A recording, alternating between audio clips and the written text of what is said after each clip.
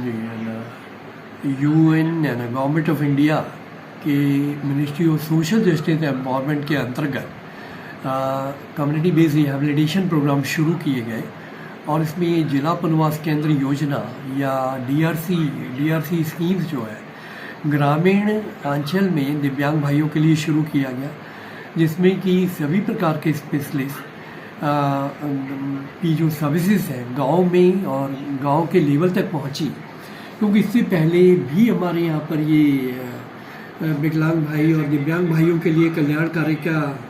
कल्याणकार की अनेक योजनाएं चलती थी, लेकिन वो बड़े शहरों तक ही सीमित थी। तो ये कि भारत सरकार की इस योजना के तहत ये सुविधाएं, पुनर्वास की योजनाएं, दिव्यांग पुनर्वास योजनाएं गांव-गांव तक पहुंची और कम्युनिटी बेस्ड रिहैबिलिटेशन इसका मुख्य उद्देश्य था, जिसमें सभी प्रकार के रिहैबिलिटेशन स्पेशलिस्ट इनको locomotor disabled, visually handicapped, mentally retarded और आपके cerebral palsy cases, visually handicapped और मल्टीपल डिसेबिलिटीज़ वगैरह के जो केसेस हैं,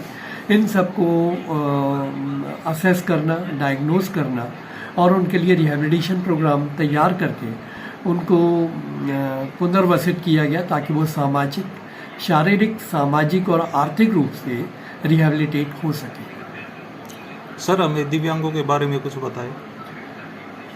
जैसे दिव्यांगों को रेल यात्रा में छूट दी गई है, बस यात्रा में छूट दी गई है। जी बिल्कुल। आपका सुमित जी, इस प्रश्न के अनुसार यही है कि जो पहले 7 डिसेबिलिटीज़ थी वो बढ़कर के 21 हो गई हैं। तो ये जो नया RPWD एक्ट है, इस एक्ट के तहत 14 डिसेबिलिटीज़ में और आई हैं और इसमें जो है आपका डॉर्फिज्म है, एसिड विक्टिम्स हैं और ब्लड डिसऑर्डर्स हैं या न्यूरोस्क्लेरोसिस और मल्टीपल स्क्लेरोसिस वगैरह की जो प्रॉब्लम्स थी वो भी इसमें काउंट हुई हैं। और इसके साथ ही हमने पार्किंसन डिजीज़, मेंटल इलनेस, इसमें सीजोफ्रेनिया और फिट्स वगैरह का, और आपकी जो है इसमें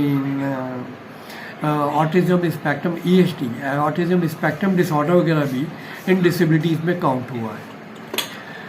हुआ है। और इससे जो है कि हमारे डिसेबल जो है पहले से अधिक दिव्यांग भाइयों को सहायता और सुविधा मिलने लगी है, उनके सर्टिफिकेट्स बनना शुरू हुए हैं और जो 40% डिसेबिलिटी का बेंच मार्क डिसेबिलिटीज़ है उसके ऊपर 40% से ऊपर गवर्नमेंट की अनेक प्रकार की सुविधाएं दी जाती हैं, जिसमें इनको मुख्य रूप से एडिप योजना के तहत इनके अनेक प्रकार सहायक उपकरण, कृत्रिम अंग इनको दिए जाते हैं, मोटराइज्ड ट्राइसिकल्स और हाथ से चलाने वाले ट्राइसिकल या व्हीलचेयर इनके लिए उपलब्ध करवाए जाते हैं। इसी प्रकार से इनकम टैक्स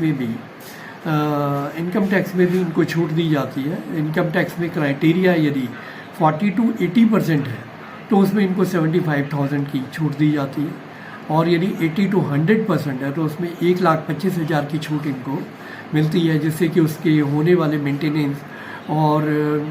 मेडिकल का जो भी खर्चा है उसमें 1,25,000 में ये इंक्लूड रहता है। अच्छा सर, कुछ दिव्यांग जैसे कि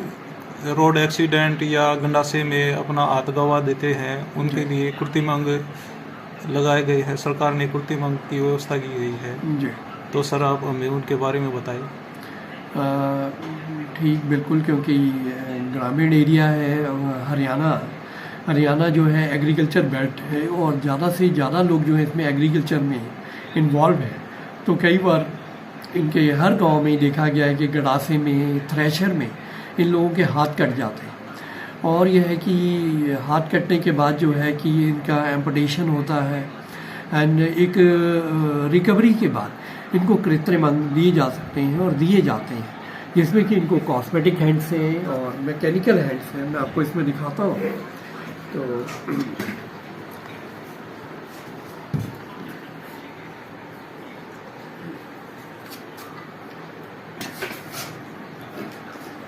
ये कॉस्मेटिक हैंड है। यदि कलाई और कलाई के नीचे से हाथ कट जाए तो इस प्रकार का कॉस्मेटिक हैंड उनको दिया जाता है, फिट किया जाता है, ताकि वो अपना नॉर्मल जीवन कॉस्मेटिक रूप से व्यतीत कर पाए और हीन भावना से भी बचे रहते हैं। इसी प्रकार से ये कृत्रिम अंग हमारा है बिलो एल्बो प्रोस्थेसिस, जिसमें कि कोहनी के नीचे ये हाथ कटा हुआ होता है और उसमें यदि 4 से 5 इंच का स्टंप है तो उसमें ये मैकेनिकल हैंड उसको दिया जाता है। इसमें ये केबल है, ये हार्नेस है और ये जब शोल्डर पे फिट होती है और वो इसको यूज़ करता है तो इसमें 3 उंगलियां काम करती हैं और इस प्रकार से 3 उंगलियों की कोई भी चीज़ ग्रिप करनी है, उठानी है तो वो इसे उठा भी पाता है, अपने छोटे मोटे कार्य कर पाता है। पानी का गिलास, चाय का कप और सामान उठाना, कुछ बैग उठाना, वो इससे 5 से 6 किलो का वेट भी इससे उठा पाएगा। तो इस प्रकार की सहायता कर पाता है।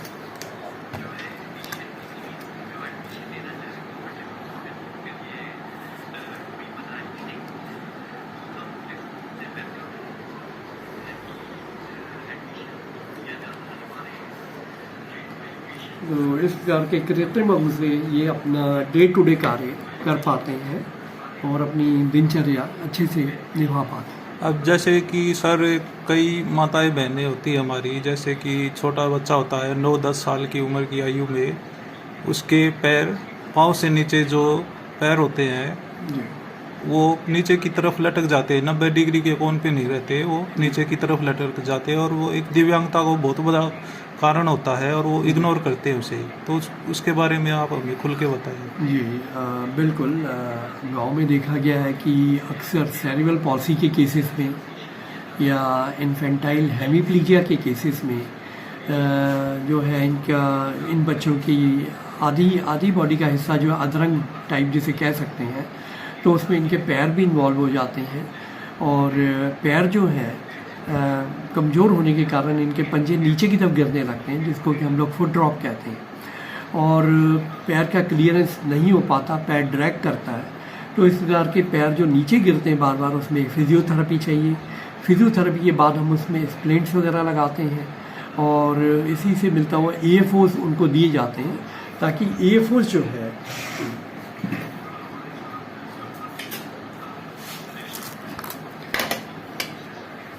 तो ये AFO है और यदि किसी बच्चे का पैर नीचे की तरफ गिर रहा है तो वो पंजा इसमें फिट होगा और फिट होकर के उसको ये कि कम से कम 3 से 4 घंटे पहनेगा वो और किसी भी शूज़ में पहन के इसको वो खड़ा हो सकता है, चलने की अवस्था में है तो चल भी सकता है। तो ये कि इससे वो जो डिफॉर्मिटी, बढ़ती हुई डिफॉर्मिटी है कि जो पैर फुट ड्रॉप नीचे जा रहा है, उसको रोका जा सकता है और इसको नॉर्मल पोस्चर में ला करके चलने के लिए सुविधाजनक बनाया जा सकता है। जैसे कि सर अब कई साथी होते हैं जो ट्रैक्टर का काम करते हैं या किसी कारणवश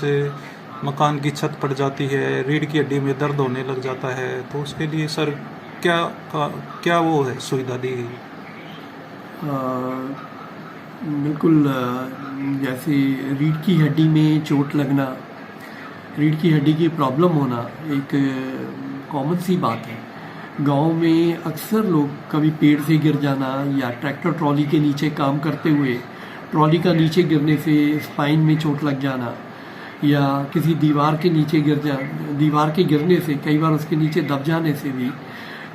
स्पाइन में चोट आ जाती है। और ये चोट आने से पैराप्लीजिया के केसेस देखे गए हैं, जिसमें कि पैर जो है सुन्न हो जाते हैं, उसको अपने टॉयलेट बाथरूम का नहीं पता लगता है। तो ये सब इस प्रकार की अनेक कंडीशन आती हैं। तो ऐसे केसेस के लिए भी जब भी विशेषज्ञों की टीम जाया करती हैं या जाती नहीं,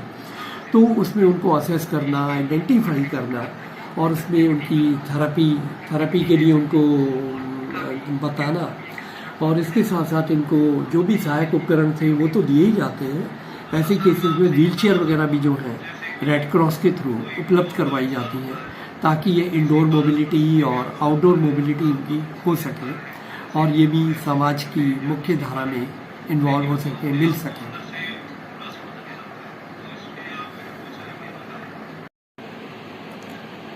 जी सुमित जी है ना, जैसे कि आप भी लोकोमोटर डिसेबिलिटी से सफ़र कर रहे हैं और लोकोमोटर डिसेबिलिटीज़ और पैराप्लीजिया भी आपके लोअर एक्सट्रीमिटीज़ में है, तो लगभग इस डिसेबिलिटी के बावजूद भी आप दिव्यांगों के लिए इस प्रकार के अच्छे कार्य करते हुए और उनको ज़्यादा से ज़्यादा जानकारी उपलब्ध कराने का जो कार्य कर रहे हैं, ये बहुत ही पावन और बड़ा पवित्र कार्य है और मुझे बिल्कुल उम्मीद है कि हमारे दूर दराज के विकलांग और दिव्यांग भाइयों के लिए ये जानकारी जब पहुंचेगी तो ये उनके लिए बहुत उपयोगी सिद्ध होगी और इसके साथ ही वो जो है मुख्य धारा में अनेक प्रकार की स्कीमों का फ़ायदा लेते हुए वो मुख्य धारा से जुड़ेंगे, ये मुझे पूर्ण विश्वास है जी। और आपका ये कार्यक्रम सफल हो जी। DRC district rehabilitation centre show है। So Government of India launched a community-based rehabilitation program and the DRC projects were started in अच्छा सर, जैसे कि रीढ़ की हड्डी में किसी को दिक्कत हो, किसी कारण एक्सीडेंट हो जाता हो और उसको स्पाइन में दिक्कत हो, तो इसके लिए कोई सहायक उपकरण है? जी सुमित जी, रीढ़ की हड्डी से रिलेटेड कई दिक्कतें होती हैं। जनरली जैसे फ्रैक्चर केसेस हैं आपके, तो फ्रैक्चर केसेस की प्रॉब्लम गांव में बहुत आम है और उसके थ्रू कई बार देखा गया कि पैराप्लीजिया वगैरह में उनको पैरालिसिस वगैरह भी हो जाता है। और इसके अलावा जो है काइफोस्कोलियोसिस है, लॉर्डोसिस है, इस प्रकार की भी अनेक दिक्कतें होती हैं जिसमें कि स्पाइन की अलग अलग शेप बन जाती है। तो उनको भी करेक्शन करने के लिए हम यहाँ पर बेल्ट्स वगैरह और ब्रेसेस वगैरह की सुविधा उपलब्ध रहती है। और इसमें है कि जैसे ये फ्रैक्चर केसेस हैं तो उसमें हम देखेंगे कि टेलर ब्रेस जो है ये दी जाती है ताकि ये कमर पे पीछे से सपोर्ट करती है और ये फ्रंट से भी सपोर्ट करती है और उसको करेक्ट पोस्चर, रीढ़ की हड्डी का करेक्ट पोस्चर रखा जाता है ताकि वो ठीक प्रकार से फिट हो जाए। और इसी प्रकार से ये जो है आपका पेन्स के मामले में यदि लंबर रीजन में दर्द है या थोरैको लंबर रीजन में पेन है, बैकेक है, तो उसमें भी बेल्ट्स हैं, टेलर ब्रेस है या लंबर LS बेल्ट है, ये बेल्ट्स कॉमनली काफ़ी रूप से दी जाती हैं। तो इसी प्रकार से रीढ़ की हड्डी के लिए आवश्यकता के अनुसार उनके लिए फ्रेम्स वगैरह भी बनाए जाते हैं और ये इनके लिए उपयोगी रहते हैं, इनका पोस्चर करेक्ट करने के लिए, ताकि ये जो प्रॉब्लम है ज़्यादा ना बढ़ सके, तो उसको वहीं रोका जा सकता है या कम से कम करेक्ट किया जा सकता है। अच्छा सर, ये दिव्यांगों के लिए भारत सरकार ने रेलवे पास, बस पास, हरियाणा राज्य ने हमारे बस पास के लिए क्या क्या प्रोसीजर चलाए हुए हैं? कितने % पर क्या को कमी जी, कितनी छूट मिलती है? जी बिल्कुल, भारत सरकार और हरियाणा सरकार इन सब ने दिव्यांग भाइयों के लिए अनेक प्रकार की योजनाएं रखी हुई हैं और अनेक प्रकार की योजनाएं कार्यान्वित की हुई हैं, जिसमें कि एडेप प्रोग्राम है। एडेप प्रोग्राम में जो है आप एड अप्लायंसेस, इनको सहायक उपकरण और कृत्रिम अंग वगैरह दिए जाते हैं। तो एडेप योजना के तहत department, ministry of social justice ने मेगा कैंप्स लगाने शुरू किए हैं और डिस्ट्रिक्ट्स में जाकर के दिव्यांग भाइयों की असेसमेंट होना, उनको चेकअप करना और उसके बाद उनको आवश्यकता के अनुसार उनको सहायक उपकरण देना, ये एडेप प्रोग्राम के अंतर्गत आता है। इसी के साथ साथ UDID कार्ड का प्रोग्राम है। UDID कार्ड में